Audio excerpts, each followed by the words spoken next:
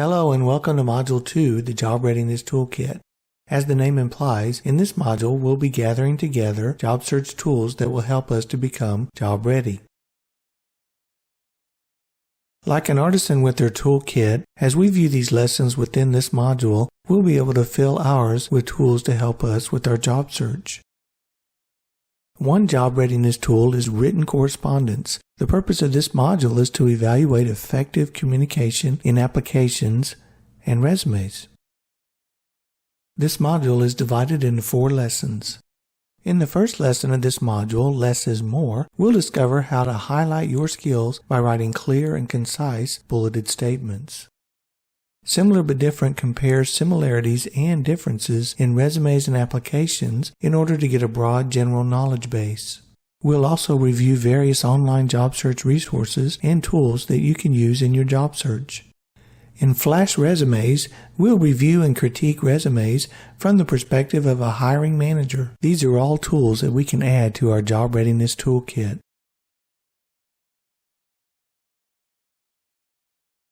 Less is more does not necessarily refer to the number of words you use in a statement, but rather how to highlight your skills as they relate to a particular job by writing clear and concise bulleted statements, and do it simply.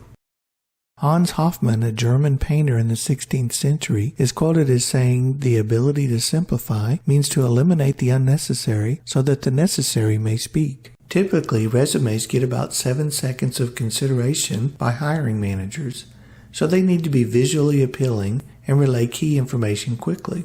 This lesson will help you explain your skills simply. When including skills and accomplishments on your resume, keep these points in mind. Pay particular attention to key words from the job posting and include them on your statements. Hiring managers are actually using these keywords as a filter when reviewing your resume. We have a clean format by using bulleted statements, and we're simply keeping it short and concise. Action verbs are a great way to begin a statement, but try not to use overused words like managed, but instead use directed or guided, for example. Don't be afraid to quantify when you can. For example, if I guided and directed my team to reduce expenses on a particular project, by how much did I reduce those expenses? I often say put a number on it, or percent, or $sign, because hiring managers like to see that. And finally, it's standard practice to avoid using personal pronouns such as I, me, or my. Here's an example of a statement. Managed employees in the operations department. Now please take a moment to use the best practices that we discussed to improve this statement.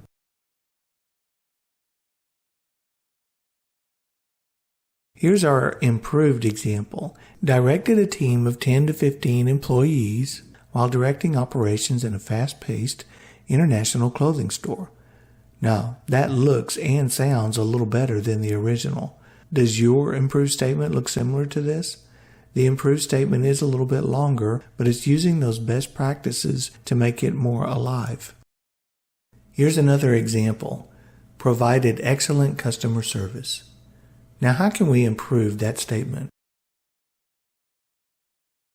Here's an example of an improved statement. Delivered award-winning customer service with 98% satisfaction rating. Does that look and sound similar to yours?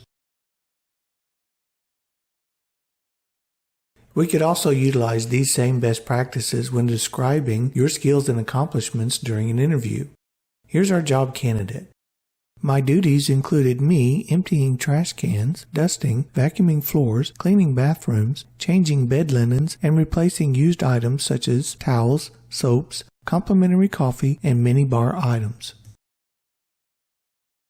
Here's an improved example. I cleaned and replenished up to 16 rooms daily for a high-end hotel chain. Can you identify the elements used to improve this statement? Well, the improved statement is short and concise, has a clean format, and has a quantified statement of 16 hours. See, it doesn't take much to make an improvement. In fact, in another lesson called Tell Me About Yourself 30-Second Commercial, the same best practices used to describe your skills and accomplishments on a resume is used to answer the most popular interview question. Tell me about yourself. In this example, we see the response to that question is a 30-second paraphrase of the candidate's summary section on their resume. Furthermore, to help remember the words we use to answer that question, we could always organize and categorize the information into 3 sections. 1. Experience. 2. Knowledge and skills. And 3. Accomplishments or personal characteristics.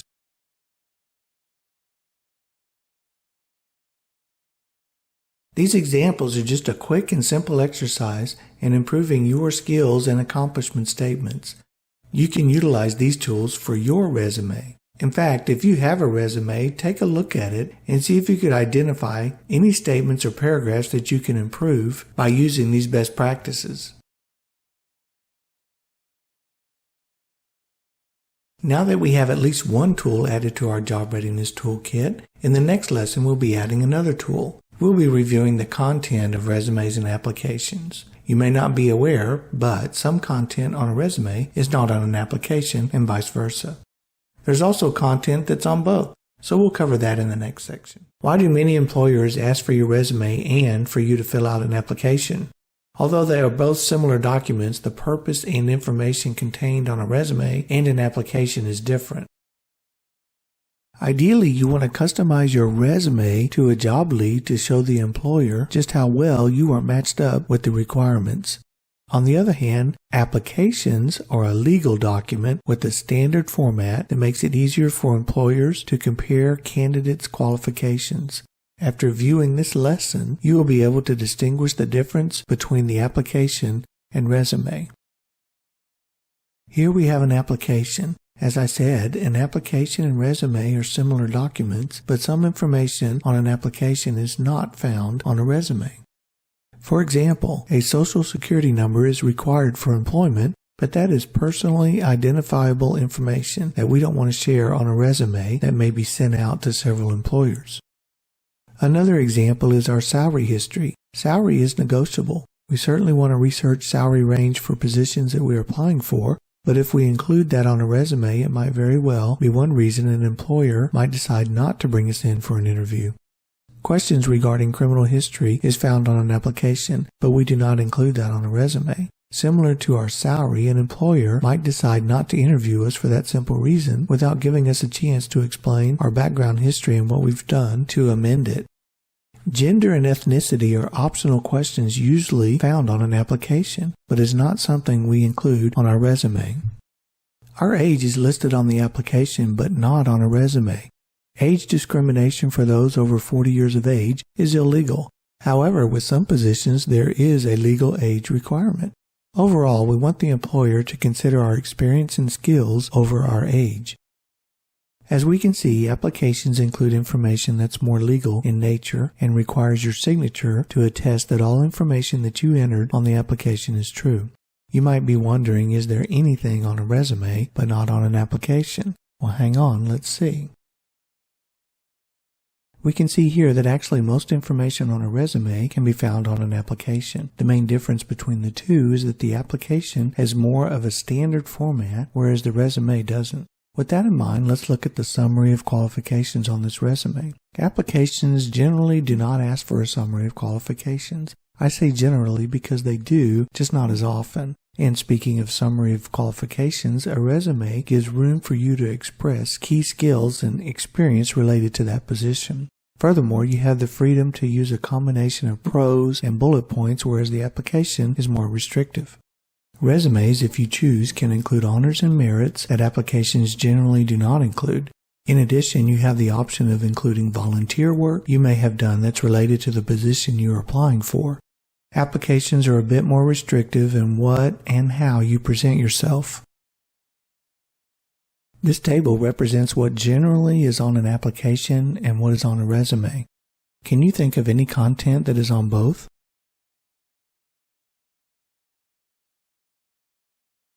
Obviously, your name and contact information resides on both, or the employer couldn't contact us for an interview. Other information that's obvious is our employment history and education, including any certificates or licenses. Usually, both application and resume includes military information. Here's a list of what we've discussed, including other information. This is content that generally resides on the application only, resume only, or both. As you can see, there are differences and similarities. The main point to remember is that an application is a legal document with your signature. Okay, now we have a couple of tools that we can use in our Job Readiness Toolkit. In our first lesson, Less is More, we learned how to communicate well in written correspondence as well as during an interview.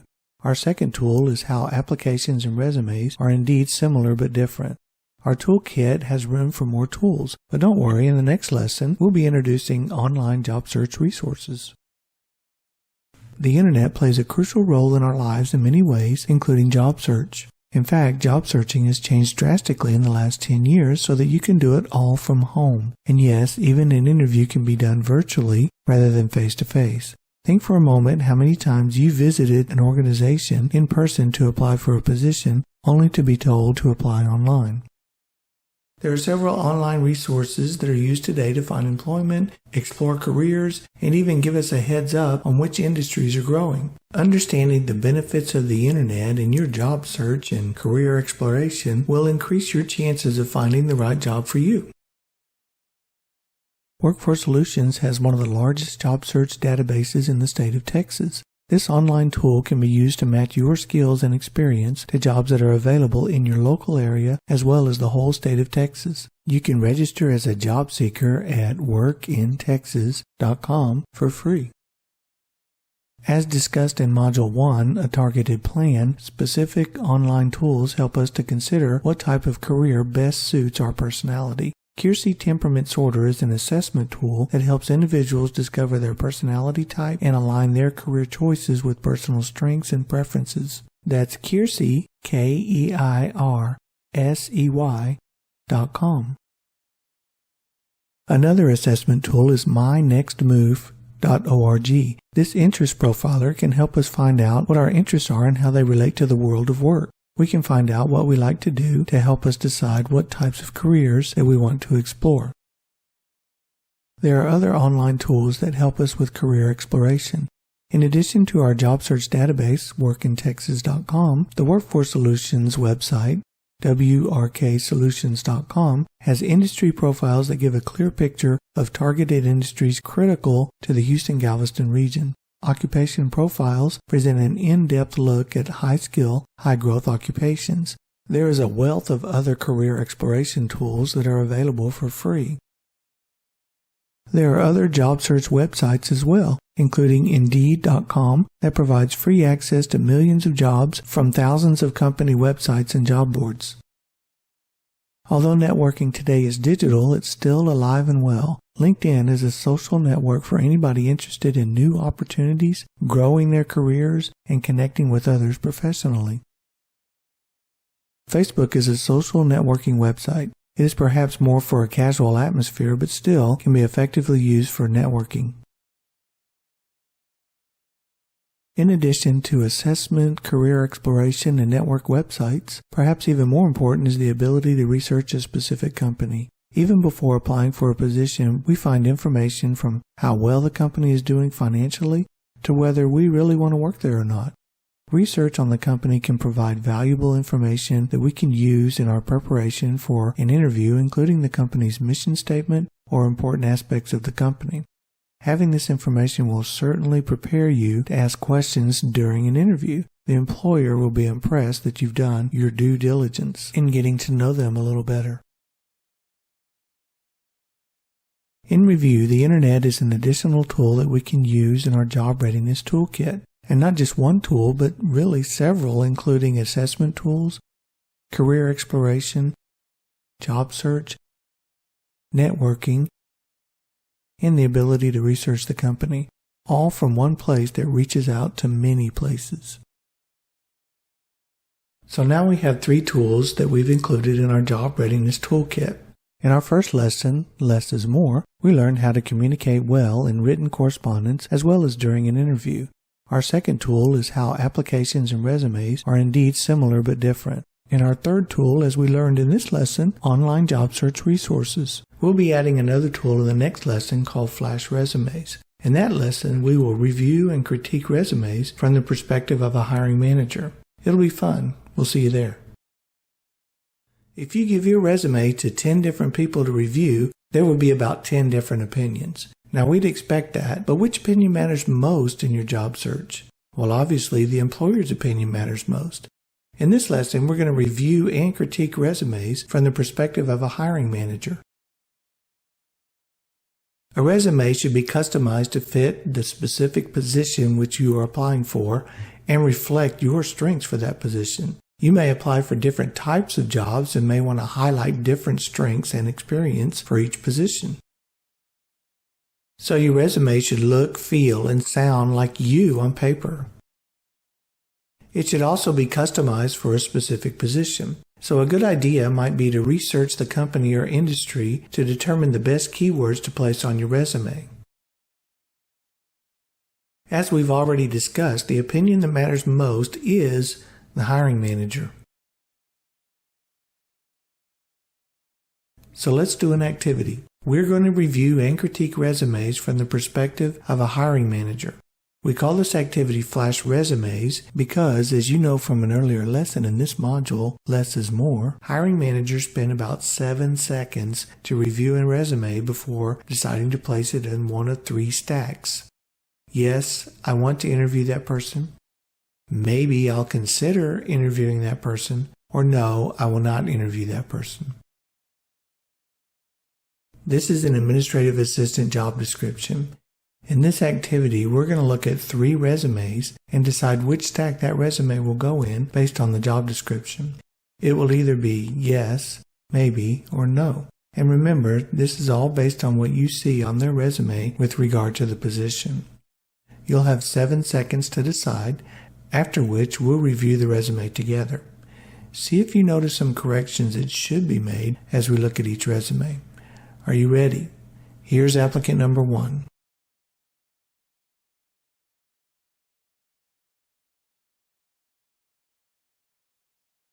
Now that was fast. More importantly, would you bring her in for an interview? Let's take another look at her resume, but keep in mind that most HR professionals probably will not take another look. Miss Betty Boop does have experience using Microsoft Word, Excel, PowerPoint, and Outlook, although I do see some formatting and punctuation errors.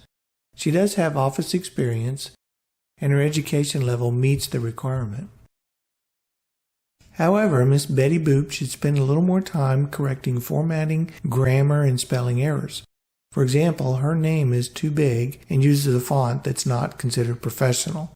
Some of the technology she's included in her resume is from the 1980s, and we know how quickly technology changes. Also, she should correct her formatting so everything lines up evenly. Be consistent in the font style, check your spelling and grammar, etc. Let's look at candidate number 2.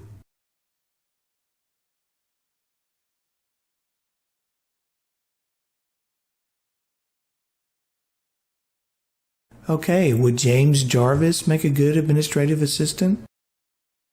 For the purpose of this lesson, let's take another look. He certainly has the education to qualify, but he's obviously looking for an accountant position.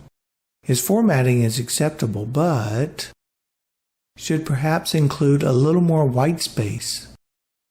Up next is our third and final candidate.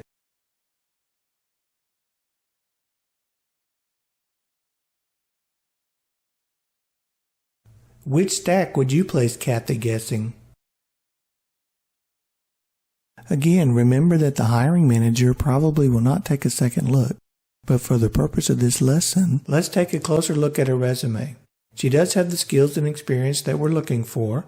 However, the dates that she used in her work history section are a little bit confusing. Also, there's practically no description of what she did for each employer.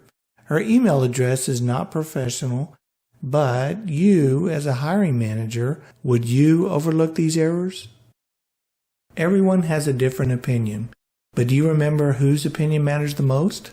You're right, the hiring manager. So remember, your resume should basically sound like you on paper, but customize it for each job you apply for by detailing the skills and accomplishments that you have as they relate to key words the employer may be looking for. have a clean-looking format that might compel the hiring manager to call you in for an interview. In our first lesson, Less is More, we learned how to communicate well in written correspondence as well as during an interview. Our second tool is how applications and resumes are indeed similar but different. Our third tool was our review of various online job search resources and tools that we can use in our job search, which is really a variety of tools. And finally, in this lesson, Flash Resumes, we added another tool by reviewing and critiquing resumes from the perspective of a hiring manager. But notice that we still have room for more tools. Fortunately, on our website, wrksolutions.com, we have other training sessions that you can participate in at your own pace. But for now, let's finish up this lesson and check our understanding. Answer the following statements true or false. When writing your skills and accomplishment statements, keep it short and start with action verbs. The answer is true. There is absolutely no difference between content on resumes and applications. The answer to this is false. Social media websites can help with networking and job search. The answer is true. Hiring managers spend on average about 7 seconds reviewing a resume. The answer is true.